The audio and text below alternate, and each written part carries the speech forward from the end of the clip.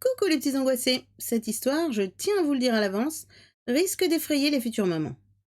Allez, c'est parti. Les jumeaux, c'est gentil et mignon, à condition... à condition qu'ils soient bien deux et pas trois. Trois jumeaux, cela n'a pas de sens, direz-vous. Et pourtant, il va être question dans cette histoire de trois jumeaux. C'est un de trop, et c'est là tout le drame.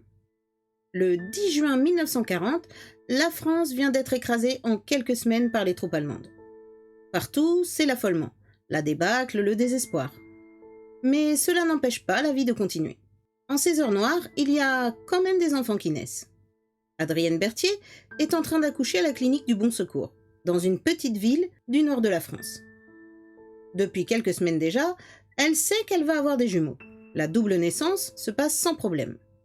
Elle donne le jour à deux beaux garçons que son mari et elle nomment Pierre et Robert. Enfin, que Madame Berthier prénomme ainsi, car son mari est au front, et elle ne sait pas où, dans la confusion qui règne alors. La guerre passe, la paix revient. Malheureusement, Monsieur Berthier, lui, ne revient pas. Il a été tué à Dunkerque, pas si loin de l'endroit où il habitait. Pierre et Robert, orphelins de père, ont grandi et, chose curieuse pour des jumeaux, plus ils grandissent, plus ils sont différents. Certes, ce ne sont peut-être pas des jumeaux vrais, mais quand même, il est difficile d'imaginer des frères aussi dissemblables, tant au physique qu'au moral. Robert est plutôt frêle, il est d'une nature rêveuse, délicate, sensible. Pierre, au contraire, beaucoup plus grand et aussi brun que son frère est blond. Et lui, il est du genre casse-cou, il ne tient pas en place. Et même dans les sentiments qu'il se porte, on constate une différence. Robert adore son frère. Il lui voue une véritable vénération. Mais ce n'est absolument pas réciproque. Pierre, pour une raison inexplicable, se comporte d'une manière incroyablement froide avec lui. Il l'envoie promener pour un oui pour un non. Il préfère jouer tout seul à des jeux mystérieux, en se parlant à voix basse, prononçant des phrases que personne n'a jamais entendues. En 1946, les petits Berthier ont 6 ans. Le 1er octobre, ils se retrouvent sur les bancs de l'école. Adrienne Berthier a été les conduire, mais comme ils habitent tout près de l'établissement, à une centaine de mètres sur le même trottoir, elle ne va pas les chercher.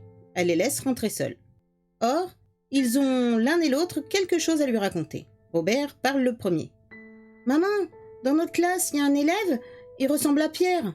Il s'appelle Philippe Larive. » Pierre confirme, il est même tout excité. « C'est vrai, on s'est mis au même banc pour se ressembler, qu'est-ce qu'on se ressemble ? Même que le maître nous a dit d'avoir toujours les tabliers différents pour qu'il puisse nous reconnaître. » Adrienne Berthier reste silencieuse. Elle a une désagréable impression. Une appréhension lui noue la gorge. Peut-être les enfants ont-ils exagéré. Elle veut en avoir le cœur net. Demain, elle les accompagnera à l'école pour voir à quoi ressemble ce Philippe Larive. Le lendemain, elle tombe nez à nez avec lui. Il est, lui aussi, accompagné de sa mère. Il lui a fait le même récit et elle vient également pour éclaircir cette histoire troublante. En apercevant leurs enfants respectifs, les deux mères restent figées de saisissement. C'est plus qu'une ressemblance, ce sont des copies conformes. Pierre et Philippe, eux, sont tout joyeux de se retrouver. Ils se sourient et Madame Berthier comme Madame Larive peuvent constater qu'ils ont le même signe particulier. Il leur manque une incisive à la mâchoire inférieure. Les deux mères demandent aux gamins d'entrer à l'école et elles se retrouvent seules. C'est Adrienne Berthier qui parle la première.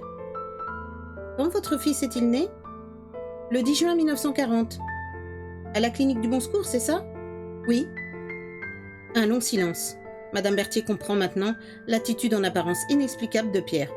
Ce besoin de s'isoler pour des jeux inconnus à lui seul.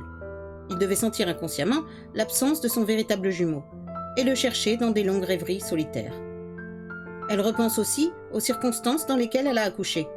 Il y avait des alertes aériennes, des mouvements de troupes et le personnel de la clinique, réduit de moitié, travaillait jour et nuit depuis des semaines.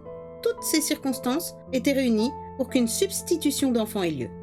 En face d'elle, Madame Larive pousse un long soupir. « Qu'allons-nous faire maintenant ? Nous n'avons pas le choix.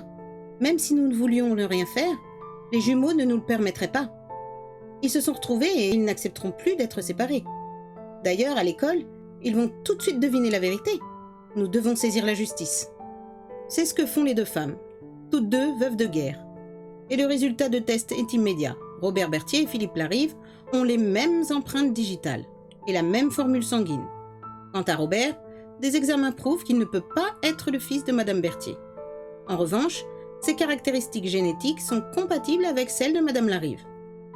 L'enquête est close. Il n'y a plus qu'à en tirer les conséquences sur le plan légal. Au début de l'année 1947, les deux enfants sont échangés. Philippe vivra chez Adrienne Berthier, en compagnie de son véritable jumeau. Quant à Robert, le troisième jumeau, il deviendra le fils de Madame Larive. Le temps passe et les choses dans les deux foyers évoluent, mais pas du tout de la même manière. Chez Adrienne Berthier, après un moment d'adaptation, tout rentre dans l'ordre. Philippe et Pierre ressentent vite la force de ce lien si particulier qui unit les jumeaux vrais. Chacun retrouve cette moitié de lui-même qui lui manquait confusément.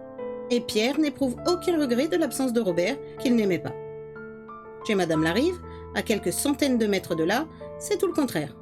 Elle a beau faire, elle est totalement rejetée par son fils biologique. Robert est sombre, il s'enferme dans un silence buté. Malgré tous ses efforts, il s'obstine à l'appeler Madame et à la vouvoyer. Il ne cesse de répéter à longueur de journée « Je veux retourner à la maison, je veux être avec maman, je veux être avec mon frère. »« Mais c'est ici ta maison. Je veux rentrer chez moi, s'il vous plaît, madame. » La situation s'arrangerait peut-être avec le temps, s'il n'y avait pas l'école. Car si Robert, maintenant Larive, n'habite pas avec son frère, il le voit tous les jours ou presque. Les deux ex-frères sont tous deux dans la même classe. Et c'est sans doute ce qui est le plus pénible pour Robert. Il cherche désespérément la compagnie de Pierre, mais ce dernier le repousse sans ménagement. « Va-t'en, fiche-moi la paix. »« Pierre, sois gentil. Fiche-moi la paix, Larive. Et puis d'abord, ne m'appelle pas Pierre, appelle-moi Berthier. À l'école, on s'appelle par son nom, pas par son prénom. »« Mais Philippe, tu l'appelles bien par son prénom. Lui, c'est mon frère, c'est pas pareil. Fiche-moi la paix, Larive, ou je te colle un marron. » Et Pierre Berthier, qui est beaucoup plus fort que son ex-frère, met souvent sa menace à exécution. Robert rentre chez lui. Enfin, ce qui est chez lui légalement. Avec des bleus, des écorchures ou un œil au beurre noir. Toute l'année scolaire 47-48 se passe ainsi.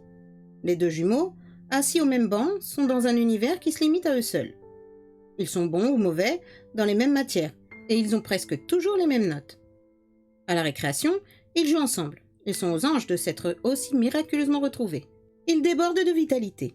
Robert, au contraire, s'étiole chaque jour davantage. Il était sombre, il devient violent. Malgré sa faible constitution, il répond maintenant aux coups. Il s'en prend, en particulier, à celui qui déteste par-dessus tout, Philippe, qui lui a volé son frère adoré. Il finit par le haïr. Plus d'une fois, en rentrant à l'école, il dit à celle qu'il appelle toujours « Madame »« Un jour, je le tuerai. » C'est ce qui décide Madame Larive à tenter une démarche auprès du directeur. Celui-ci l'écoute avec un air soucieux. « Ce que vous dites est vrai.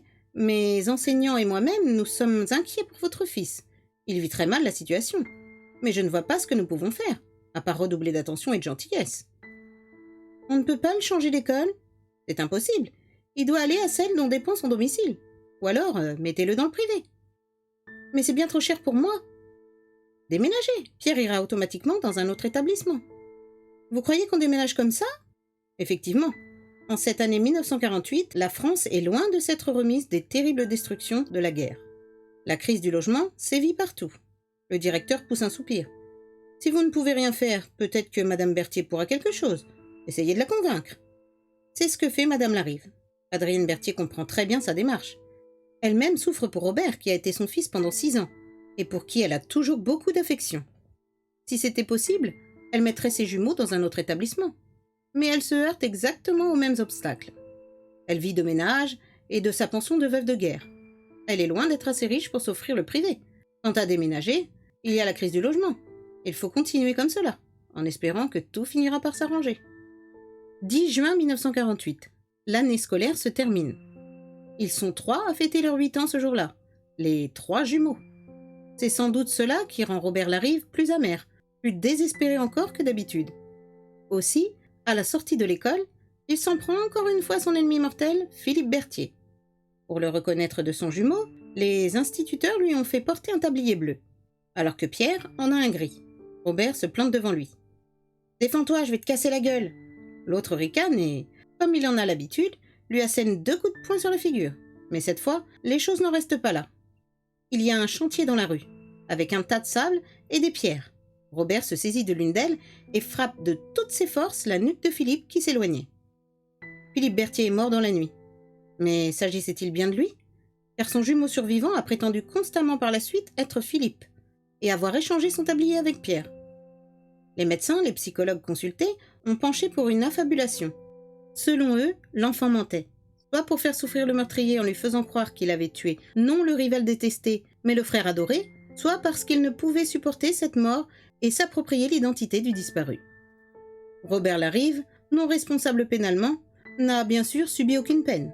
Il a au contraire été entouré d'une assistance psychologique constante, pendant toute son enfance puis son adolescence. Cela n'a servi à rien. Il ne s'est jamais remis de son acte. Il a sombré dans la délinquance, jusqu'à ce qu'il se suicide lors de son dernier séjour en prison. C'est exactement la même destinée qu'a connue le jumeau survivant, qu'il s'agisse de Pierre ou de Philippe. Il ne s'est jamais remis de la disparition de son frère. Il a sombré, lui aussi, dans la délinquance, avant de mettre fin à ses jours.